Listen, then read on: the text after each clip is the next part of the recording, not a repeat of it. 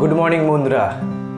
শ্রীলঙ্কার সাথে তৃতীয় টি-20 ম্যাচটা যারা তোমরা মিস করলে তারা কিন্তু অনেক বড় একটা ম্যাচ তোমরা মিস করলে। মানে 137 রান টিম ইন্ডিয়া যেভাবে ফাইট করে সুপার ওভারে ম্যাচটা জিতলো, সত্যি কেউ কখনো কিন্তু আশা করেনি যে ভারত এই ম্যাচটা জিতবে। দেখো, আগেই আমরা দুটো টি-20 ম্যাচ জিতে গিয়েছিলাম, আগেই আমরা সিরিজ জিতে গিয়েছিলাম। তৃতীয় টি-20 ম্যাচে ঋষভ পান্থ প্লেইং 11-এ ছিল না, ওদিকে হার্দিক পান্ডিয়া ছিল না, খলিল আহমেদকে নতুন নিয়েছিল, আর্শদীপ সিংও ছিল না, মানে অনেকগুলো কিন্তু চেঞ্জ ছিল। কিন্তু যে হিসেবে টিম ইন্ডিয়া এই ব্যাটিং লাইন আপ, এত ভালো ব্যাটিং লাইন আপ শ্রীলঙ্কার স্পিনারদের সামনে মাত্র 137 রানে গুটিয়ে যাবে, সেখানে কেউ কোনো দিন আশা করেছিল বন্ধুরা যে এই ম্যাচটা ভারত জিতে যাবে? দ্বিতীয় ইনিংসে তো সব থেকে হলো মজার ঘটনা। দেখো, শ্রীলঙ্কার একটা সময় কিন্তু 29 বলে 28 রান বাকি ছিল, মানে লাস্ট 5 ওভারে শ্রীলঙ্কার হাতে ছিল 9টা উইকেট। 98 পয়েন্ট শ্রীলঙ্কার উইনিং প্রেডিকশন দেখাচ্ছিল বন্ধুরা, আর টিম ইন্ডিয়ার মাত্র 2%।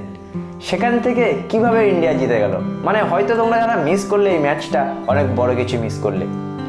লাস্ট 2 ওভারে তাদের বাকি ছিল 9 রান, যেখানে কেউ ভাবতে পারবে যে মোহাম্মদ সিরাজের 1 ওভার বাকি, ওদিকে খলিল আহমেদের 1 ওভার বাকি, দুটো ফাস্ট বোলার বল করবে 19 নম্বর 20 নম্বর ওভার, আমরা সবাই আশা করেছিলাম।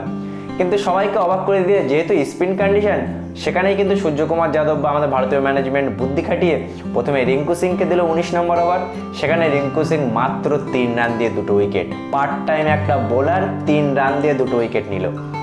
লাস্ট 6 বলে 6 রান বাকি ছিল, আমরা কি আশা করছিলাম? হয় মোহাম্মদ সিরাজ বল করবে, না খলিল আহমেদ বোলিং করবে। কিন্তু না, আমাদের ক্যাপ্টেন নিজে দায়িত্ব করে আসলো বোলিংয়ে, যেখানে মাত্র লাস্ট ওভারে 6 রান বাকি ছিল, সেখানে সূর্যকুমার 5টা রান দিল। সেখানেও কিন্তু লাস্ট ওভারে সূর্যকুমার 2টো উইকেট নিল। ম্যাচ গেল সুপার ওভারে। বন্ধুরা, কখনো কি কল্পনা করেছিল যখন লাস্ট এমন মানে 6 বলে 6 রান বাকি থাকবে, সেই জায়গা থেকে শ্রীলঙ্কা এই ম্যাচটা হেরে যাবে? লাস্ট সুপার ওভারে যেটা আমরা দেখলাম যে মানে লাস্ট ওভারে 6 রান তারা নিতে পারলো না, মাত্র 5 রান নিল। সূর্যকুমার যাদব ওই রানটা ডিফেন্ড করলো এক প্রকারভাবে, অনেক অসাধারণভাবে বোলিং করে 2টো উইকেট নিয়ে। আর ফার্স্ট সুপার ওভারে তো বন্ধুরা একতরফায় ম্যাচ হয়ে গেল। ওয়াশিংটন সুন্দর বোলিং এসে 2টো উইকেট নিয়ে নিল, আর মাত্র 2 রান মানে 3 রান টার্গেট দিয়েছিল ভারতকে সুপার ওভারে। আমাদের ক্যাপ্টেন সে দায়িত্ব করে এসে প্রথম বলে 4 মেরে দিয়ে ভারতকে ম্যাচ জিতালো। আর এর সাথে সাথেই কিন্তু আমি বলেছিলাম যে শ্রীলঙ্কার মাটিতে ভারত আর টি-20 সিরিজটা ক্লিন সুইপ করবে, মানে একেবারে হোয়াইট ওয়াশ করে দেবে, আর হোয়াইট ওয়াশ করে দিল। হয়তো আমাদের ব্যাটিং লাইন আপ একেবারেই বাজে হয়েছে, স্পিন ট্র্যাকে আমাদের ব্যাটসম্যানেরা ফেসে গিয়েছে। সঞ্জু স্যামসন আবারও 0 করে আউট হয়েছে। না সূর্যকুমার যাদব, না শিবম দুবে কেউ কিন্তু রান করতে পারেনি। তা সত্ত্বেও আমাদের বোলাররা 137 রান যেভাবে ডিফেন্ড করে আমাদের ম্যাচটা জেতালো, এই সিরিজটা জেতালো, সে হিসেবে কিন্তু বলতেই হয় যে সত্যি ব্যাটিং না চললেও আমাদের বোলিং বা আমাদের ইয়ং ট্যালেন্টরা যে হিসেবে ম্যাচ জিতাচ্ছে, যে হিসেবে কালকের 137 রান ডিফেন্ড করে সুপার ওভারে গিয়ে ম্যাচটা জিতলো, সে হিসেবে কিন্তু বলতেই হয় যে এই ভারতীয় দল, এই সূর্যকুমার যাদবের ভারতীয় দল মানে আগামী দিনেও অনেক বড় বড় কিছু বা বড় টুর্নামেন্ট জিতবে। গৌতম গম্ভীর সূর্যকুমারের জুটি প্রথম টি-20 সিরিজে সুপার হিট, শ্রীলঙ্কার মাটিতে গিয়ে শ্রীলঙ্কাকে 3-0-তে হারিয়ে দিয়ে আসলো। যে লাস্ট ম্যাচটা হয়তো শ্রীলঙ্কার হাতের মুঠোয় ছিল, সেই ম্যাচটাও শ্রীলঙ্কা জিততে পারলো না।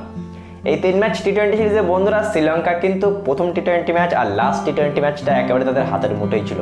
সিরিজটা জেতার কথা ছিল শ্রীলঙ্কার, কিন্তু জিতে গেল ভারত। তার মানে ভাবতেই পারছো যে শ্রীলঙ্কান ক্রিকেটের কতই বাজে অবস্থা। সানাত জয়সুরিয়া কোচিংয়ে এসেও শ্রীলঙ্কার ভাগ্য কিন্তু একেবারেই বদলায়নি। একের পর এক বাজে ক্রিকেট খেলে কিন্তু শ্রীলঙ্কা হেরেই যাচ্ছে।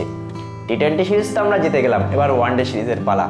বন্ধুরা, ওয়ানডে সিরিজে রোহিত শর্মা, বিরাট কোহলি, কে.এল. রাহুল, শ্রেয়াস আইয়ার, কুলদীপ যাদবরা কামব্যাক করছে। ওই সিরিজটাও কিন্তু আমরা 3-0-তেই জিতবো।